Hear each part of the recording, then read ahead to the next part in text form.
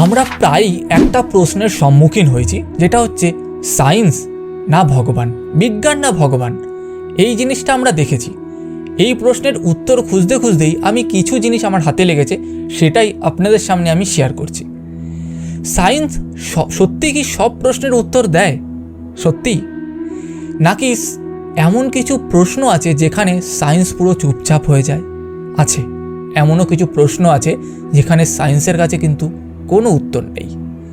Science আমাদের বলে planet বা গ্রহ কিভাবে ঘুরছে, আলো কিভাবে চলে, কত স্পিডে চলে, শরীর কিভাবে কাজ করে, এই যে আমাদের হিউম্যান বডি এইটা কিভাবে কাজ করে।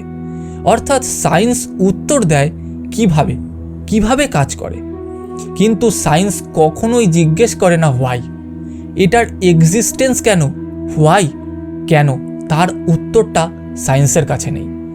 এই প্রশ্নের উত্তর খুঁজতে খুঁজতেই কিছু জিনিসকে আমি দেখেছি। এখানে একটা প্রশ্ন আসে যে এই নিয়মগুলো কোথা থেকে এলো, বিগ ব্যাং কিভাবে হলো। সায়েন্স এটা ধরে নেয় সব কিছুর ল বা থিওরি আফটার বিগ ব্যাংয়ের পর থেকেই সব কিছু। বিফোর বিগ ব্যাং তারা কিন্তু কোনো কিছু বলে না বা কোনো কিছু আনসার নেই। এখানে সব থেকে ইম্পর্ট্যান্ট একটা জিনিস, বেদান্ত ঠিক উল্টো দিক থেকে শুরু করে। উল্টো দিক মানে বেদান্ত বলে ভগবান ইকুয়ালস টু এক্সিস্টেন্স এবং চেতনা, মানে অস্তিত্ব এবং চেতনা, এই দুটো মিলে ভগবান। যদি ভগবান অবজেক্ট হয় তাহলে তাকে মাইক্রোস্কোপে দেখা যাবে, একদম ঠিক, যদি অবজেক্ট হয়। কিন্তু ভগবান যদি চেতনা হন, তা যার মাধ্যমে সব দেখা যায়, তাহলে তো সেটাকে দেখা যায় না, সম্ভব না। হ্যাঁ ঠিক, তাহলে অবজেক্ট বলাটাই ভুল, ভগবান যে অবজেক্ট এটা বলাই ভুল। যেমন চোখ সব কিছু দেখতে পায়, কিন্তু চোখকে কি আমরা দেখতে পাই? হ্যাঁ, মিরর দেখলে দেখতে পাই, কিন্তু এমনি চোখ কি আমরা দেখতে পাই? না।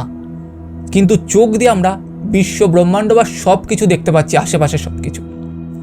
তেমনি চেতনা সব জানে, কিন্তু তার বাইরে থেকে মাপা যায় না, কোনো মেজারমেন্ট হয় না। সায়েন্স আর ভগবান কোনো শত্রু নয়। লাস্টে কনক্লুশন যদি বলি, সায়েন্স বলে ইউনিভার্স কিভাবে চলে, বেদান্ত জিজ্ঞেস করে কে ইউনিভার্স দেখছে, নিশ্চয়ই এর পালনকর্তা কেউ আছে, সুন্দর ল তৈরি হয়েছে, প্রত্যেকটা গ্রহ ঘুরছে, কে দেখছে?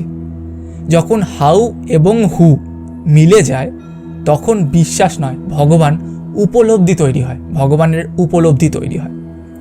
ভগবানকে প্রমাণ করা যায় না, কারণ তিনিই সব প্রমাণের ভিত্তি, আর তিনি ছাড়া এই এক্সিস্টেন্সই হয়তো সম্ভব না।